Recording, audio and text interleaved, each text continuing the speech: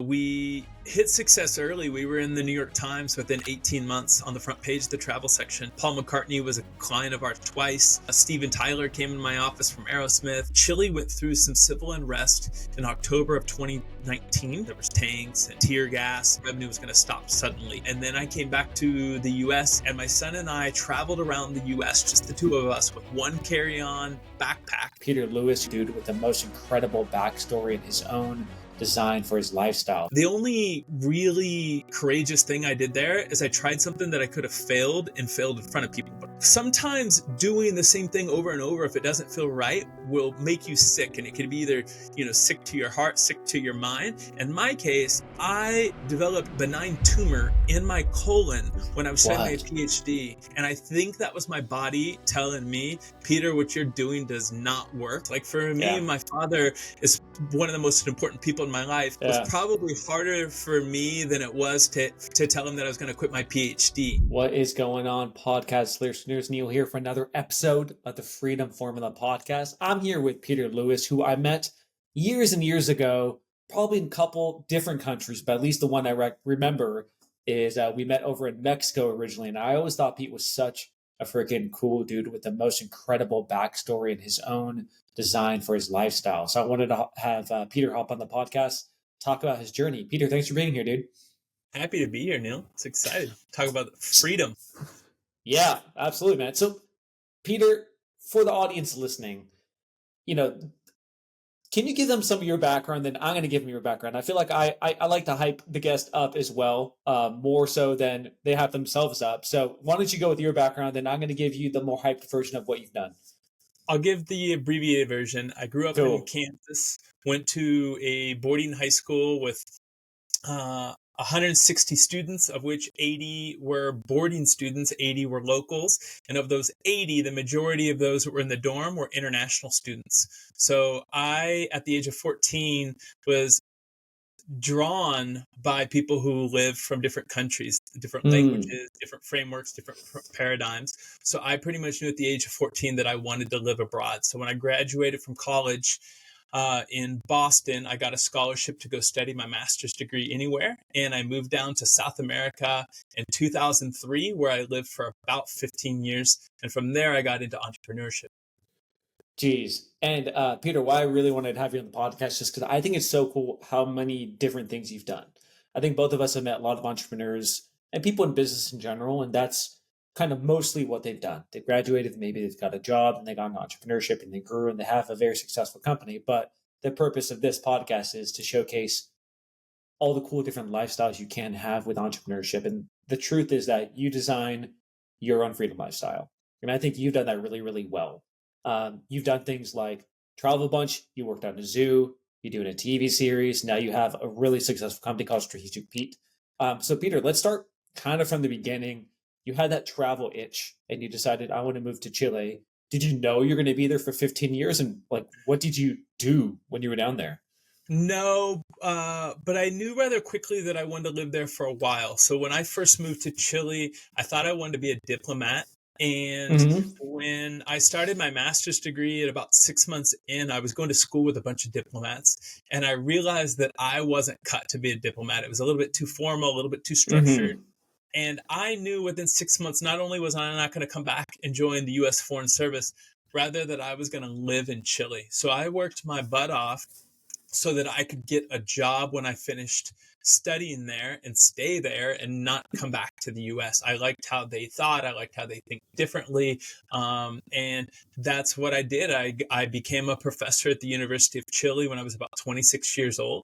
I thought I wanted to be an academic. Then I had midlife crisis. And then I realized I wanted to be an entrepreneur. And that's when I started my own travel company right while I was studying my PhD.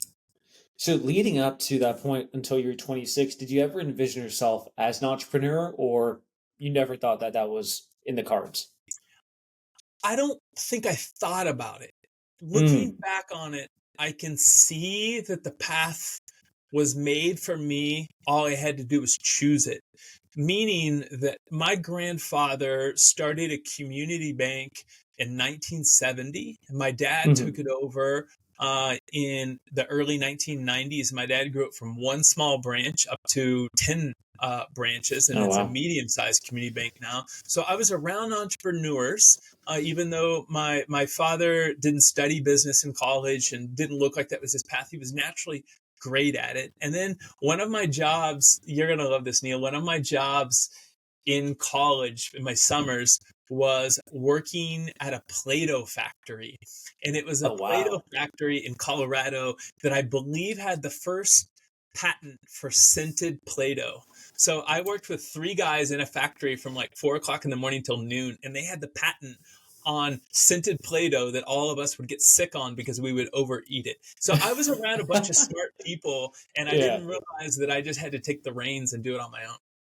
It's interesting, Peter, because as I hear about like your journey and other people's journeys, even my journey, it's so interesting how kind of what you're surrounded by makes your reality. And what I mean by that is like you went to boarding school, traveling abroad, living abroad wasn't abnormal to you just because that's what you were exposed to when you were younger.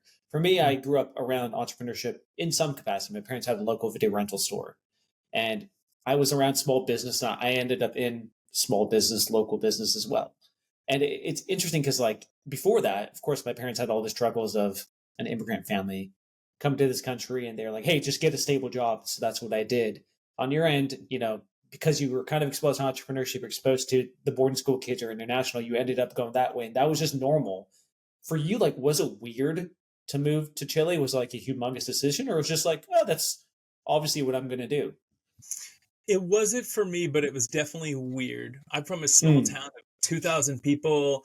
The majority of people don't go to college. The majority of people, I wouldn't say the majority, a large percentage do not finish high school. It's very Oh, wow. poor. Yeah. Lots of, it's rural America with a lot of problems. So it wasn't given that I would finish high school. It wasn't given that I would go to college. It wasn't given that I would start my own company or go to Chile. That being said, I was always a little bit odd, right? Like I can remember at the age of 23 or 24 saying, I my wish in life is to never own my own home. And that was kind of just a defining piece of basically saying that I didn't want to be tied to a specific place. It wasn't an Okay. investment, but I always thought a little bit different. So I was always thinking about freedom from a job or from corporate America or from owning a home or living in Kansas. Or if you study your PhD and you've dedicated 15 of your years of your life, your adult life, to upper education, you become a professor, you better as darn well be an academic when you grow up. I also quit that. So, I mean, there was a lot of weird paths along the way that I ended up choosing. Peter, can you tell me more about that? Because I think it's pretty fascinating. Many times when people pick a lane, there's sunk cost fallacy, call it what you want, where it's almost like you're on a path for academia. You pick a groove, and there's a groove, and it's a well-defined groove, and it's so much easier just to go along the groove, right? Versus get out of the groove and create a new one. And I think a lot of people end up that way. Maybe they figure out, hey, this isn't the right path exactly, but it's 80% good. This is fine. Like I could build a good life around other things besides that. And it sounds like I think what's to me fascinating about what you've done is you've jumped around a lot between different things. Mm-hmm. Um, can you tell me, like, was that just natural, or was it you did it once and you figured out, oh, this isn't as bad to do? Like, can you tell me about that movement from career to career and the scariness, or like why, how you actually overcame that mentally?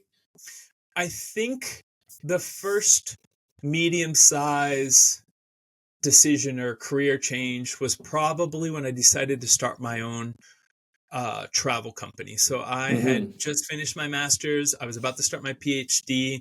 And the reason I started my travel company in South America that got rather successful rather quickly, was because I realized I needed to make more money than I was going to as an academic. And I applied Mm. to a bunch of jobs, side hustles on weekends and nights, and no one would hire me because I looked like an academic. So I was being pigeonholed into an academic decision. So I kind of was forced. That's why I say it's a medium decision. It's not like, Yeah. I started a travel company where I bought bicycles. That's not that expensive. So the only really courageous thing I did there is I tried something that I could have failed and failed in front of people, but I wasn't going to lose more than $15,000. I was just going to hurt my ego. But the big decision, kind of what you're alluding to there, is where I quit academia. And I think once I did that, all of the other changes that I've done in my life have been a little bit easier. And the reason that I say that they become a little bit easier is because for me, and I think once you've made the first big decision, the first big divorce professionally, is because it ends up hurting more to do the same thing over and over. The inertia for me is more painful than getting out of it. So, I've been in corporate America, I've been in nonprofit, I've been a consultant, I've been a freelancer. Sometimes doing the same thing over and over, if it doesn't feel right, will make you sick. And it could be either, sick to your heart, sick to your mind. In my case, I developed a benign tumor in my colon when I was studying my PhD, and I was hospitalized for a couple of weeks, and the doctors couldn't figure out what it was. They thought that I had some type of intestinal tuberculosis, and I never found out what it was. But I made the decision to quit my PhD and to quit being an academic and dedicate myself full time to an entrepreneur. And I think that was my body telling me, Peter, what you're doing does not work, does not grind with what you want to do. And since then, it's been easier. Interesting. Making that, so it's in short, what you're saying is making that first jump almost like breaks down the barriers. Then after that, making multiple jumps is fine. But that first domino to fall, that's the key. That's the hard one. Yeah, and I think it's relative to everybody's risk tolerance. Like for me, my father is one of the most important people in my life.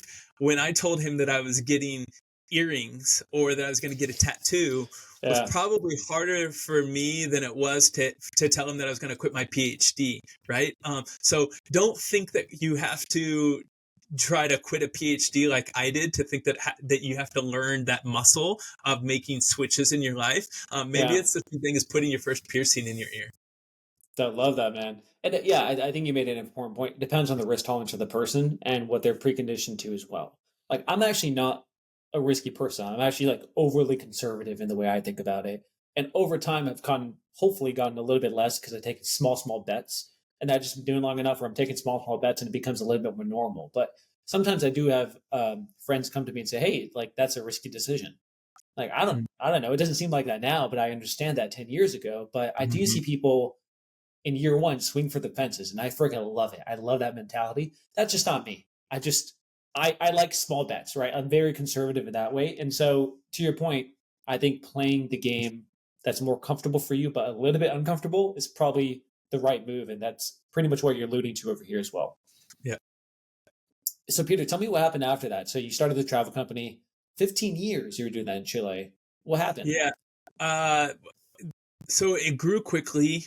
We built out a number of different brands, a couple different companies. We hit success early. We were in the New York Times within 18 months on the front page of the travel section. Then we got in the New York Times again. Paul McCartney was a client of ours twice. Beyonce, Steven Tyler came in my office from Aerosmith. And so we grew to 4 cities. We had a big team of more than 50 people. And I knew that I didn't want to be in travel forever just because it wasn't completely scalable. To make more money, you have to hire more people in travel. You still work 365 days out of the year. So I had to find a way out. And honestly, Chile went through some civil unrest in October of 2019. And I was aware that unrest was going to be so intense for the country as a whole that it was going to cripple the travel industry for 3 to 6 months. And it was very violent where I was living at the time, which is downtown. There was tanks and tear gas. And I had a 3-year-old. And I told my wife, I said, we need to go back to the U.S. for a couple months. I wasn't afraid for my life, but I knew my company was going to all of the revenue was going to stop suddenly because of the danger. And then I came back to the US, and that's where I got invited to become the chief strategy officer for a zoo. And that's how I got offered to live at a zoo. How does that happen? And you just went to the zoo and you're like, hey, can I help you guys with marketing? Or how's that work? The story's cool. So my son and I, when we moved back to the U.S. in 2019, my wife said she would follow us about a month later. She had to sell the car, get rid of some furniture, rent out our Mm. apartment.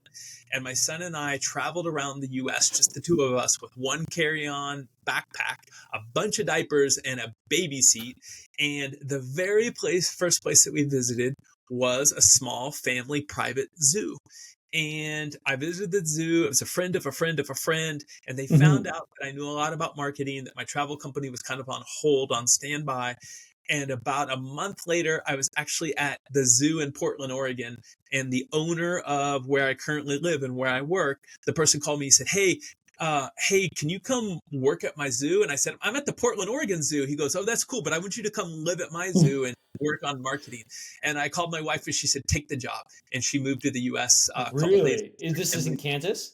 yeah, I'm talking to you right now from the zoo. There's zebras about 20 yards from where we're talking right Dude, I love that. So wait, hold on. So the travel company, did you just let it die pretty much, or what happened to this? No, it bounced back, and I sold it to my business partner about 4 months ago, and All right. it's doing well again, and he's happy, and the team is back together. And I don't know when I'm moving back to the U.S. or back to Chile, so it made sense for him to take it over. So this is career change too, going from travel company, 50 employees, to working for marketing for a zoo. Tell me about transition in terms of the mental. Same thing. Was it the easy transition? What was your decision making process? How'd that go? There was there was hard and there was easy. The hard part was getting rid of the name tag of being an entrepreneur. Being Mm. calling yourself an entrepreneur has been trendy for 20 or 30 years. It feels cool. Um, and I went to being an employee and had different responsibilities. You know, I had to take notes in meetings and Hmm. show up on time and couldn't cancel certain things. Getting rid of that name tag for a while was hard. Plus, I'd created my own company culture. So my company culture that I created in Chile, I think was just brilliant, and some of my best friends and some of the things I learned there was gone. So what was easy is I didn't have to work on Saturdays and Sundays. I didn't wake up Yeah. with insomnia at 2 o'clock in the morning thinking about payroll or my website breaking. So it was a big change, but over time I got a little bit easier. And now, as I've started to build out my own, consulting firm as a fractional chief marketing officer, I'm a little bit more careful about how I build my team and the types of clients I want to Mm. work with, because I'm willing to make more changes, but there's certain things that I miss about what I had in South America, and there's certain things that I learned about this new change that I want to Yeah. maintain. I feel like I'm creating a better product of what I want to do as I get older. Peter, do you have rules you live by to build your ideal freedom lifestyle? Where you think, I'm not going to do this, I'm not going to get into this industry, I'm not going to pick up this job, like X, Y, and Z to build the ideal life for you. Do you have those rules that you just think of? I don't have rules, but I do have a checklist, and I usually do the checklist every single time I bring on a new client. Mm. And so recently, I engaged with a new client that was going to be a lot of time. It was going to be about 3 quarters, 9 months of serious, serious grind. And I did a checklist. And one of the things, like my deal breakers is I want to work with a person who has a mentality like people from Dynamite Circle. And anyone who doesn't know what Dynamite Circle is, it's people. That's where Neil and I met. It's certain people who think a certain way about time Hmm. and performance and curiosity and ongoing learning, and where degrees don't matter and where you're from don't matter. And I Mm. wanted to work with someone like that. If I was going to have a new boss for 9 months, I wanted it to be someone like that. And they checked that off. The next thing that they checked off is they were agile. So people didn't care about job titles. The CEO doesn't call himself a CEO. I wasn't going to get an important title. I kind of like that. That's important to me because it shows a part of the culture. Some vetoes are for me if I have to get in a car to go to work. I will travel for work, and I love traveling for work. I'll go to conventions, but I'm not a car person. I'm a bicycle person. I owned a bicycle Mm. company with 150 bicycles in South America. I don't want to get in a car, so I want to be with my son. I want to take my son to work. I want to take my son to school and pick my son up from school. So Yeah. there's two pros and two cons. So I have a list. I don't have rules. Yeah, I love that, man. And So you ended up working with this client then because Uh-huh. it fulfilled exactly what you were looking for. Oh yeah. And Peter, in terms of lifestyle design, like it's kind of a buzzword. 4 Hour Workweek came out. Everyone talks about lifestyle design, but I think for like you and I, people like you mentioned from the Dynamite Circle, it's a big deal, right? And the concept is essentially you pick your lifestyle first, your business second. Your business supports the lifestyle you've created. So, Peter, Hmm. when you think about your life right now, it sounds like you have a pretty dope life, dude. You're working at a zoo. The zebra's right behind you. It's awesome. Like, how do you think about lifestyle design and the ideal lifestyle for you and your family? I think the the opinion or the perspective that I have on lifestyle design that seems self-evident, but it kind of pisses people off, is that you have to spend less than you make, so you don't ever have to work to work. Um, and so one of my lifestyle design decisions with my wife is to be so frugal. It's rice and beans, beans and rice, so that one day we can live any way that we want. But I also force myself to like eating rice and beans.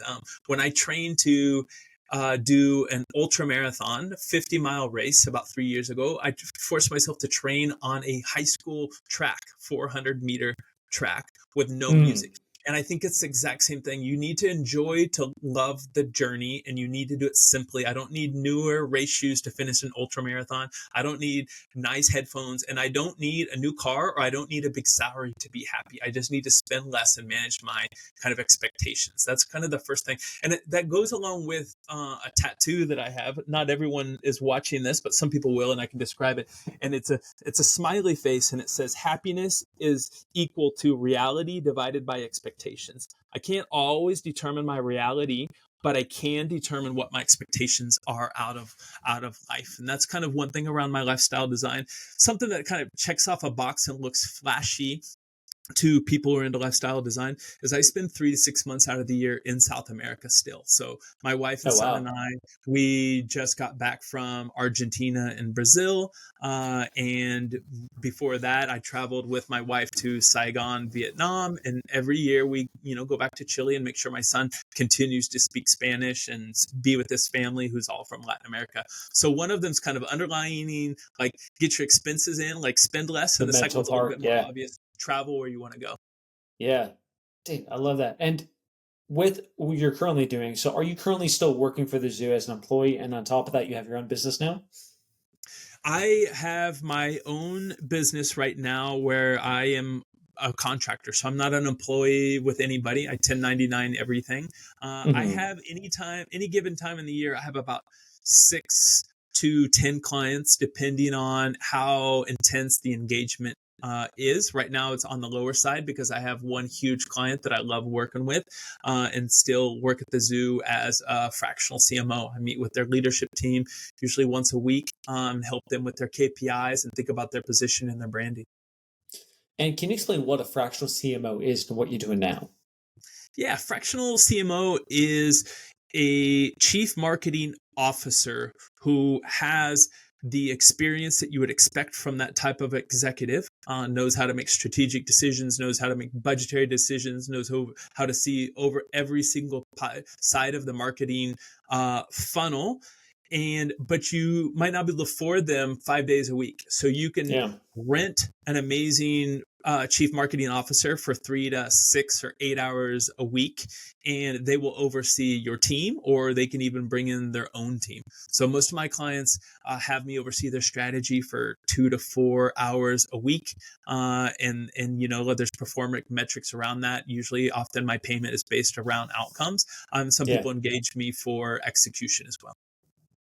Interesting. And Peter, I guess that would be almost like third pivot, right? You went from working for the zoo, now you have your own business, you still have the zoo as a client. I'm guessing that transition became even easier, right? Moving versus being an academic and going to entrepreneurship. This one seems a lot more seamless. It has been the easiest. I think, going back to that wish list of things that I don't want and I do want, I'm getting better at Mm, saying no to what I don't want. And yeah. eventually the cards align and what you do want kind of give you more and more options. You just have to be picky. Like as I say, if you're frugal and you spend less than you make, you can make the choices you want. Yeah. I love that, man. Peter, if people want to get a hold of you, follow you, where can they find you? Easiest place is on LinkedIn. I think I might be the only Peter Murphy Lewis on LinkedIn. You can find me on Instagram, where you'll see what I do from a TV. Is the only job that we didn't talk about. I also do TV shows in Spanish in Latin America, and my Instagram handle is Gringo Peter, because that's what they call me in South America. Is Gringo. That's awesome. And we'll put all of that in the show notes as well. Peter, this was awesome, dude. Thanks for hopping on. Appreciate it. Thanks, Neil.